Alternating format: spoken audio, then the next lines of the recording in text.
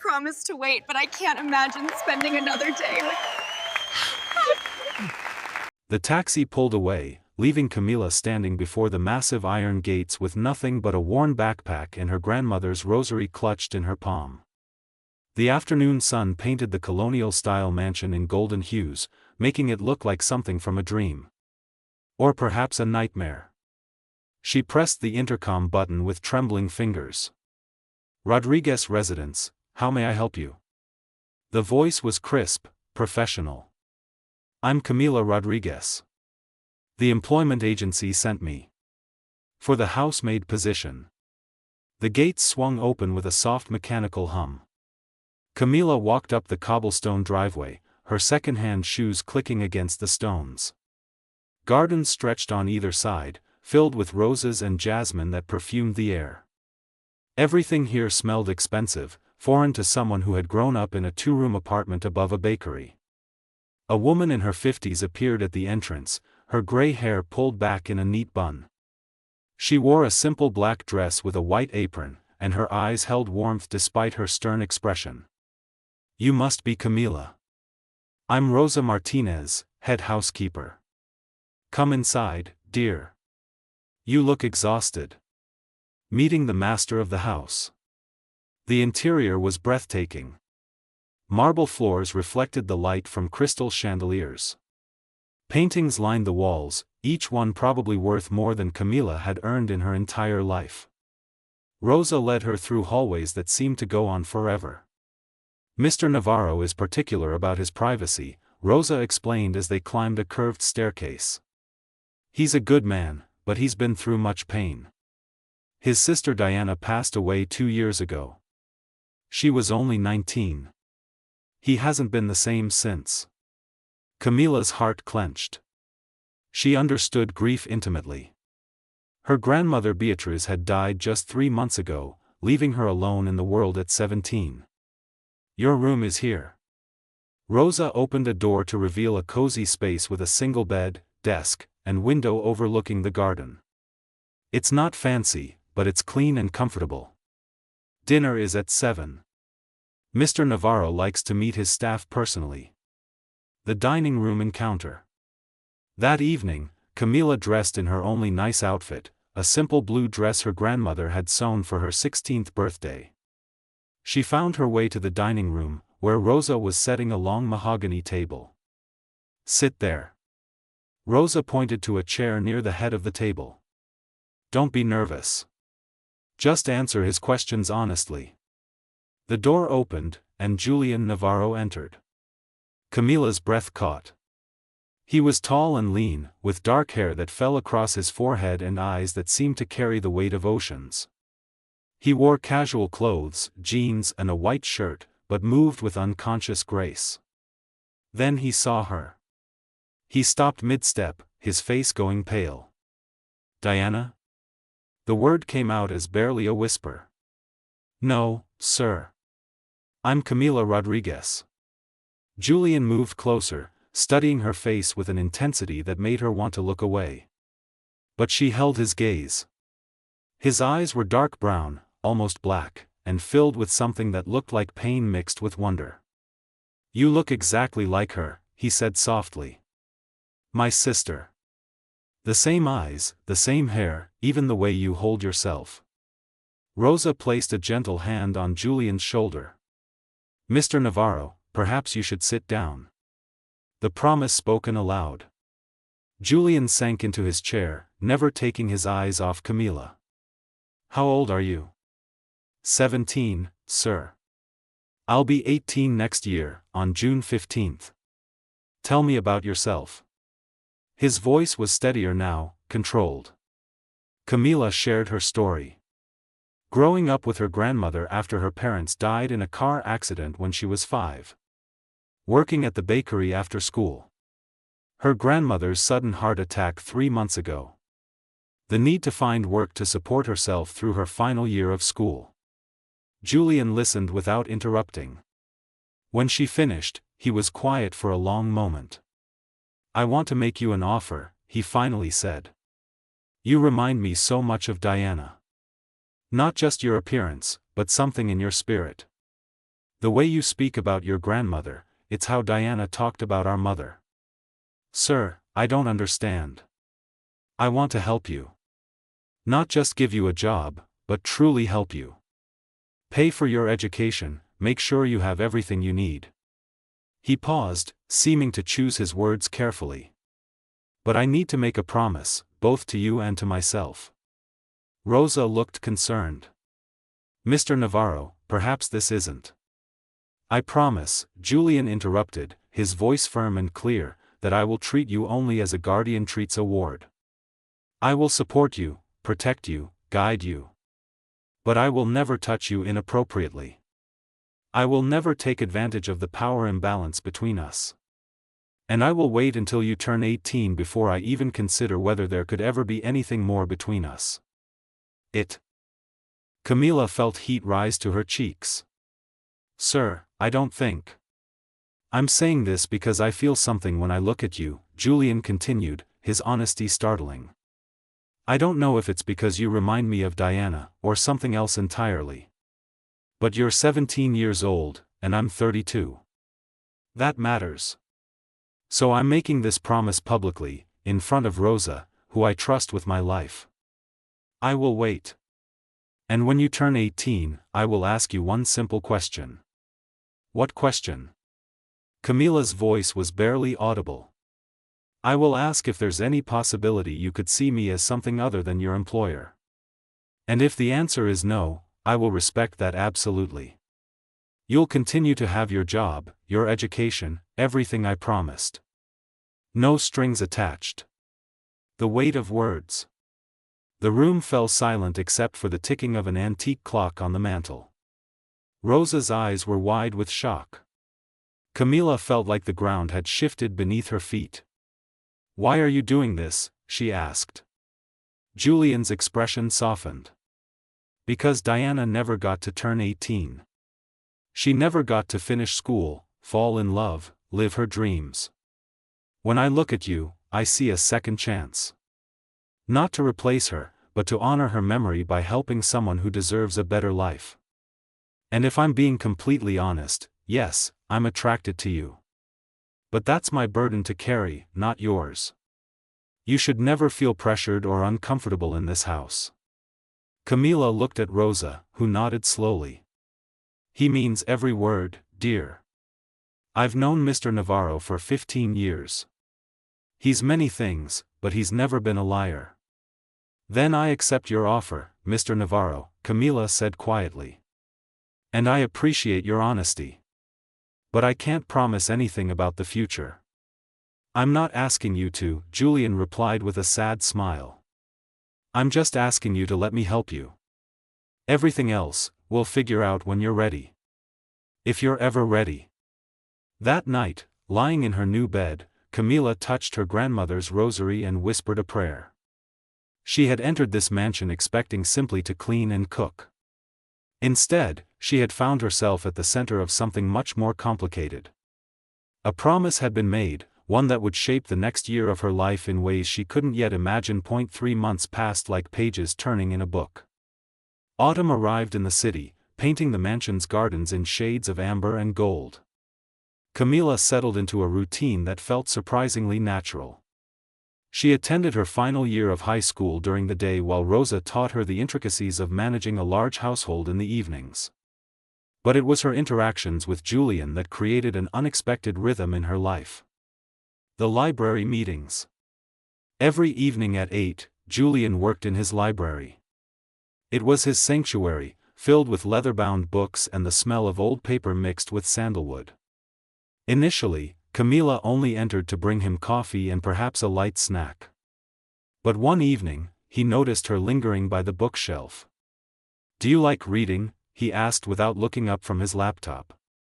"I used to read everything I could get my hands on. But textbooks don't count as pleasure reading." Julian stood and walked to a shelf. He pulled out a worn copy of a novel. This was Diana's favorite. She read it 7 times. "Take it." Camila accepted the book carefully, as if it were made of glass. That night, she discovered why Diana had loved it. The story spoke of resilience, of finding beauty in broken things, of learning that endings could also be beginnings. The next evening, she returned it with her thoughts written on a note card. Julian read her words and smiled, truly smiled, for the first time since she'd arrived. You understand it exactly as she did. This became their pattern. He would recommend books, she would read them and share her thoughts, and slowly, conversation by conversation, they began to know each other beyond their defined roles. The cooking lessons. Rosa noticed the change in the household. Julian, who had barely eaten full meals in 2 years, began requesting specific dishes. Coincidentally, these were always meals that required Rosa to teach Camila new cooking techniques. He's doing this on purpose, Rosa said one Saturday afternoon as she showed Camila how to make pozole. Teaching you through me. He wants to share things with you but doesn't want to overstep his promise. Is it working? Camila asked, stirring the pot. Rosa laughed. Dear child, you smile differently now than when you arrived. And so does he. That evening, when Camila served the pozole, Julian took one bite and closed his eyes. This tastes exactly like the one my mother used to make. How did you know? Rosa taught me. She said it was your favorite. It was Diana's favorite too. Julian's voice grew soft. Thank you for bringing it back to this house. Winter conversations. December brought cold winds and holiday preparations. The mansion transformed with tasteful decorations, twinkling lights wrapped around banisters, and a towering tree in the grand foyer. Camila helped Rosa with everything, marveling at how different this was from the simple holidays she'd shared with her grandmother. On Christmas Eve, Julian invited both Camila and Rosa to join him for dinner. It was the first time the formal dining room didn't feel formal.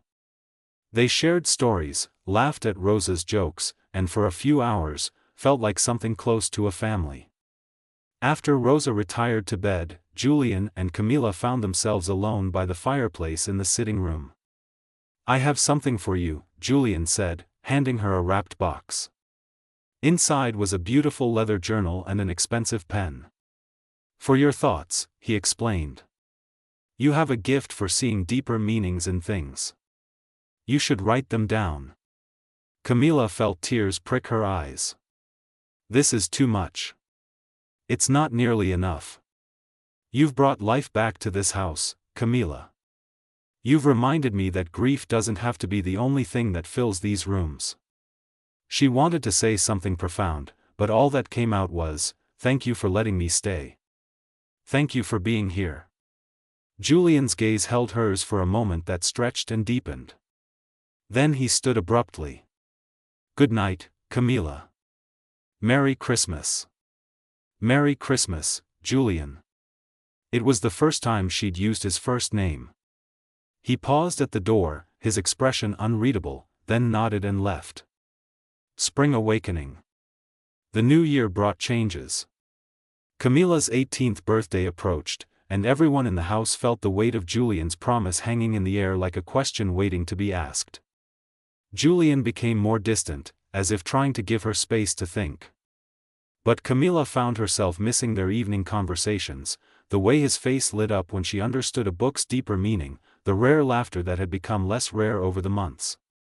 One April evening, she found him in the garden, standing by a bench under a blooming jacaranda tree.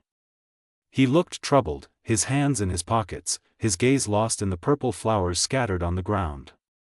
This was Diana's favorite spot, he said when he noticed her approach. She used to sit here for hours, reading or just thinking. Camila sat on the bench. After a moment, Julian joined her. I've been thinking about your promise, she said quietly. You don't have to say anything. I meant what I said. No pressure, no expectations. I know. But I want to tell you something. Camila turned to face him. When I came here, I was drowning in grief. Everything reminded me of what I'd lost. But you, this house, Rosa, all of it helped me remember that life continues. That people can heal. You helped me remember that too. I'm not Diana, Camila said firmly. I need you to understand that. I can never be her, and I don't want to be a replacement for what you lost. I know that now. Julian's voice was rough with emotion. In the beginning, yes, I saw her in you. But over these months, I've learned who Camila Rodriguez is. And she's extraordinary in her own right. Brave, intelligent, kind, with a soul that sees beauty where others see only ordinary things. The preparation. The weeks before her birthday felt suspended in time. Julian arranged everything for a party, insisting it should be celebrated properly. Rosa coordinated with caterers and decorators while Camila finished her final exams at school. One evening, Lorenzo, Julian's business partner, visited for dinner. He was a jovial man in his 40s who had known Julian since college. So you're the famous Camila, Lorenzo said warmly. Julian talks about you constantly.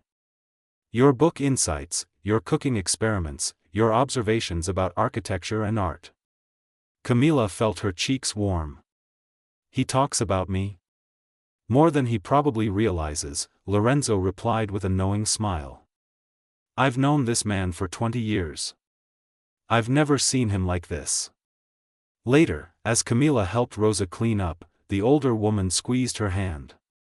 Whatever you decide, dear, make sure it's what your heart truly wants. Not what you think you should want, not what would be practical or grateful. What you truly want. How do I know what that is? Oh, I think you already know. You're just afraid to admit it. June 14th. The day before her birthday, Camila woke early.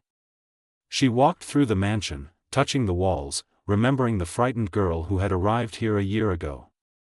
That girl had been broken by loss, uncertain of her future. The young woman she'd become was stronger, more confident, but also more aware of the complexity of human emotions. She found Julian in his library, surrounded by papers.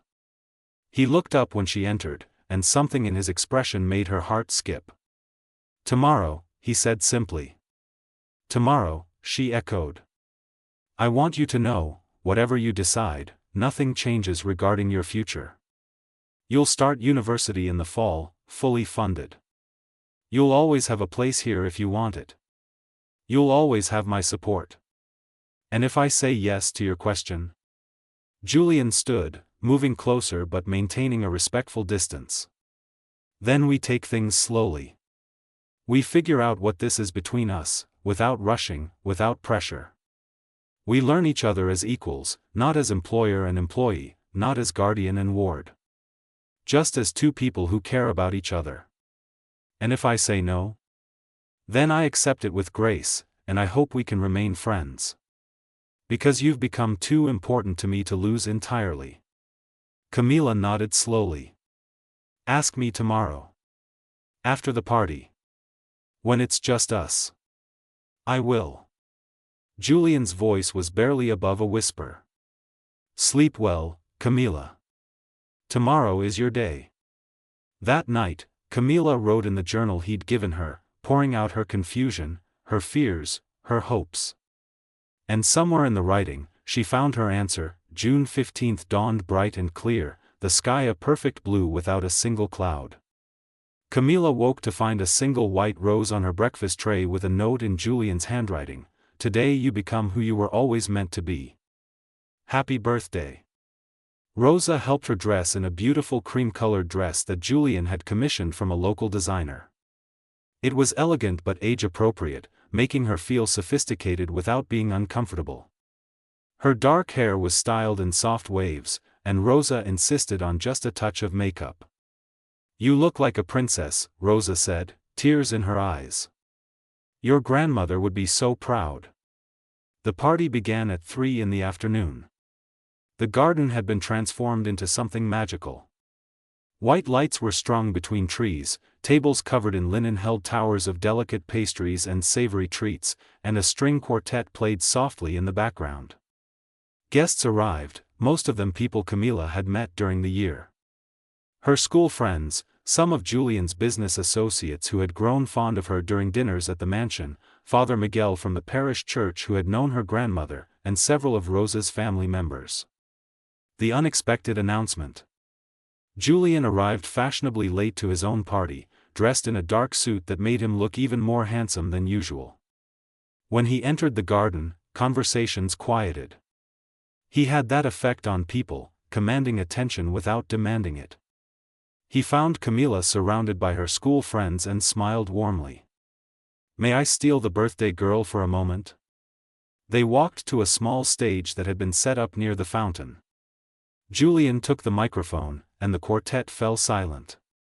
"Thank you all for coming to celebrate Camila's 18th birthday," he began, his voice carrying easily across the garden.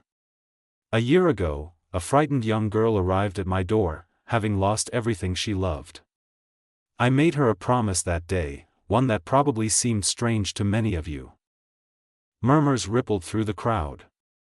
Camila felt her heart racing. "I promised to wait until today to ask her a question. And I will keep that promise. But first, I have an announcement that might surprise all of you." Julian pulled out an official-looking document. "Camila, over the past year, you've shown remarkable intelligence, determination, and grace. You've completed your secondary education with the highest honors. You've been accepted to 3 prestigious universities. And you've done all of this while grieving, adjusting to a new life, and maintaining a maturity beyond your years." He paused, his eyes finding hers. "That's why I've established the Diana Navaro Memorial Scholarship. It will provide full funding for young women who have lost their guardians, helping them achieve their educational dreams. And you, Camila Rodriguez, are its first recipient." The crowd erupted in applause. Camila felt tears streaming down her face. Rosa was crying openly, and several guests wiped their eyes. "But there's more," Julian continued. "I've also arranged for this scholarship to include a trust fund that will provide you with complete financial independence. Not just for university, but for life. You'll never have to worry about money, about having a roof over your head, about being dependent on anyone." The shocking truth. Camila stepped forward, her voice shaking. "Julian, this is too much. I can't accept." "You can, and you will," he interrupted gently. "Because you deserve it.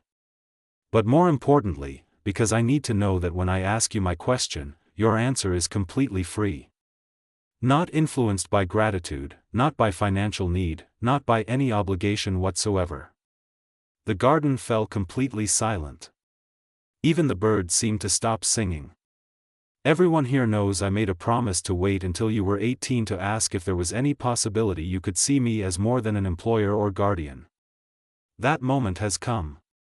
But before I ask, I need you, and everyone here, to understand something crucial."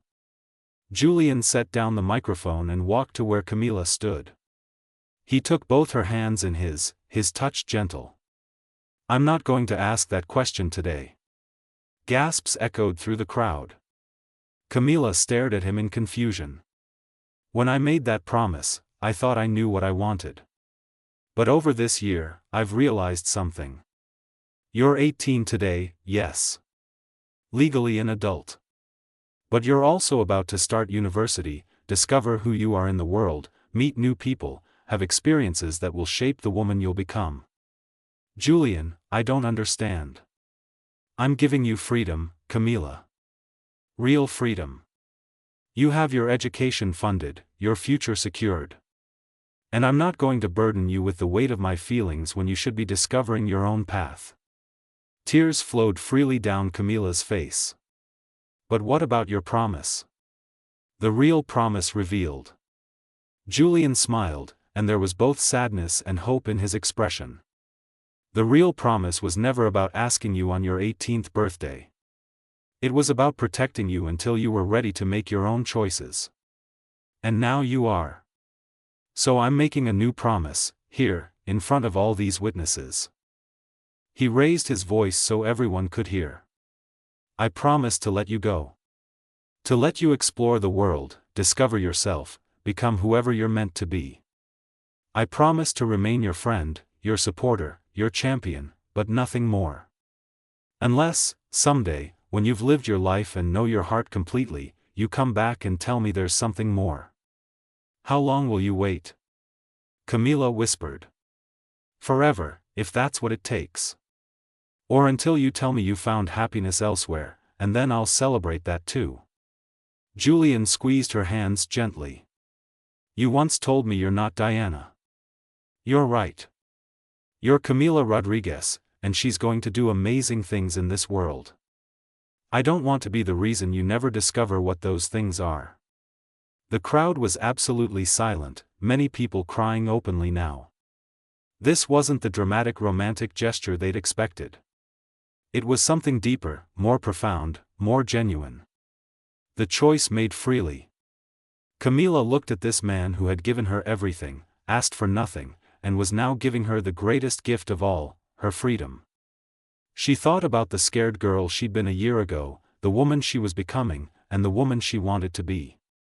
Then she did something that shocked everyone, including herself.